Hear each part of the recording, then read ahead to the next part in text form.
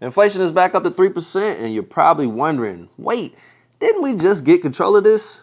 Yeah, well, it's sneaking back into your wallet like an unwanted subscription you forgot to cancel. The government shutdown. It delayed the inflation report. But now that we have it, the message is clear. Prices are on the rise, tariffs are heating things up, and the Fed is talking about making interest rate cuts again.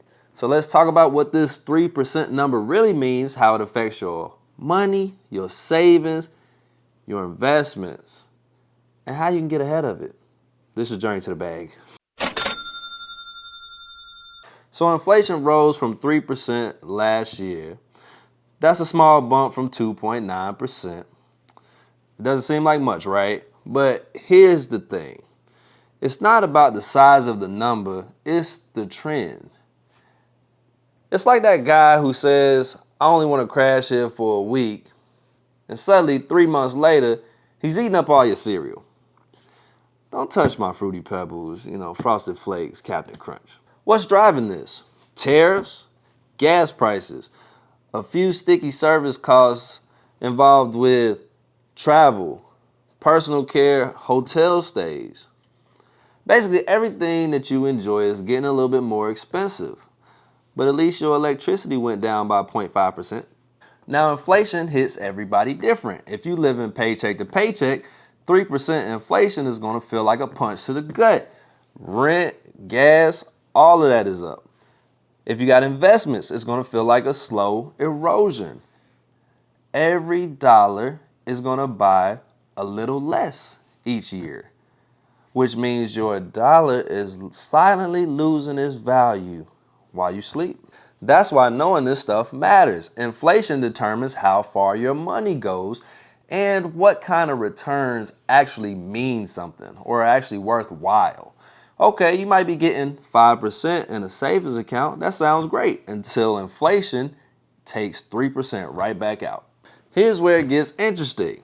You remember tariffs? Okay, tariffs are taxes on imported goods. The president thinks that he's punishing other countries when really they're just raising the prices on everything that you use. It's like if your neighbor got mad at another neighbor and somehow you ended up paying more for eggs. Make that make sense. Companies have often tried to absorb those costs.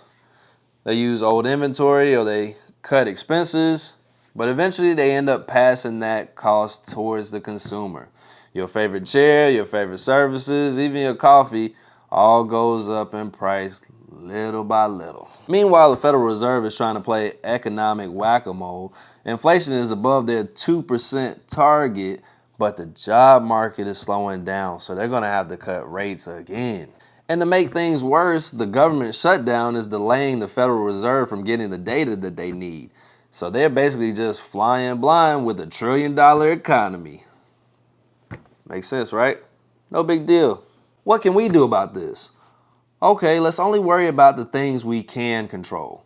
We can't control inflation, but we can control how we react to it. First, try not to leave too much cash just sitting idle because inflation will eat it alive. Second, let's invest in things that have historically beaten inflation, like index funds, real estate, or your own business. Third, avoid emotional spending. Inflation will make people panic buy, and those small money leaks will turn into huge financial holes. Inflation might be on the rise, it might be back, but there are ways to beat it.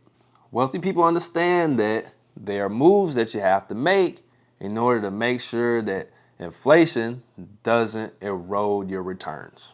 The Fed is talking about cutting rates, gas prices are up, but you gotta stay focused, gotta stay disciplined, keep investing.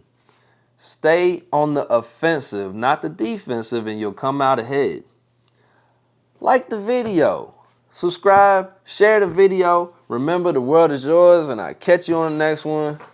Peace.